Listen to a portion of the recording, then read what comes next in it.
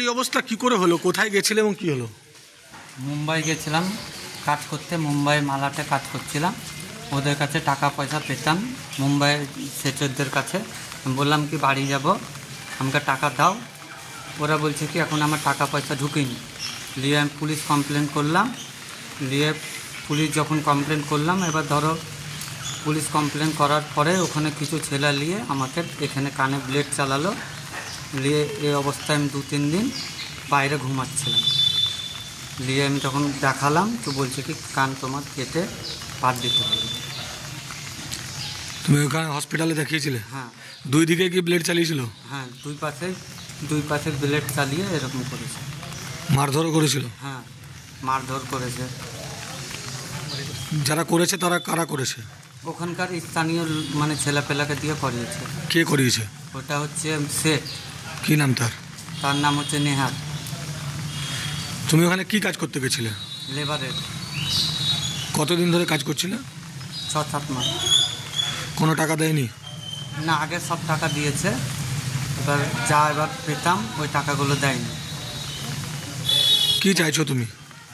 কি চাইবো মানে যেটা সত্যি ওটাই। কি নাম তোমার? রাহুল সিং। বাড়ি? 5 নম্বর ওয়ার্ড। কি হয়েছিল? ও কি হয়েছিল মানে আমি তো বুঝতে পারি না। বুঝতে কেন পারবি না? কাজ করতে গেল। কাজ করতে গেছে কোথায়? ওই যে মুম্বাই। বোম্বাইয়ে কাজ করতে গেছে। তো এখান থেকে গেল, ভালোই গেল সব বন্ধু বান্ধব নিয়ে।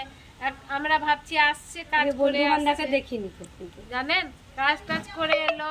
তারপরে আমি বলছি আসছে না কেন, আসি না কেন, আমরা ভয় খেয়েছি এখানটায়।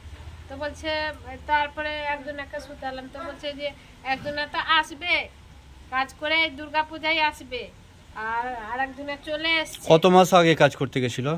এই দুর্গাপূজা কার্তিক মাসে। কার্তিক মাসে? আচ্ছা। দুর্গাপূজা শেষ হলো, হ্যাঁ। তার কদিন পর গেছে। আচ্ছা। ছট পূজাটা হয় না?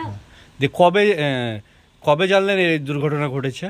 আসার পর? হ্যাঁ, আসার পর মানে ছেলে ঘর ঢুকলো তবে তো জানলাম। হ্যাঁ হ্যাঁ, না তো জানতেন না? না, ফোন করে বলেনি না, এরকম ঘটনা ঘটেছে? ফোনও ছিল না, কেড়ে নিয়েছে তো কি জানবো বলে। আচ্ছা আচ্ছা। আর মাকে অত ফোন করতো না। টাকা পয়সা পাঠাতো না, টাকা পয়সা তো ওই জন্যই ঝগড়া হয়েছে, তো টাকা পয়সার জন্যই। আপনি কে হচ্ছেন? মাসি।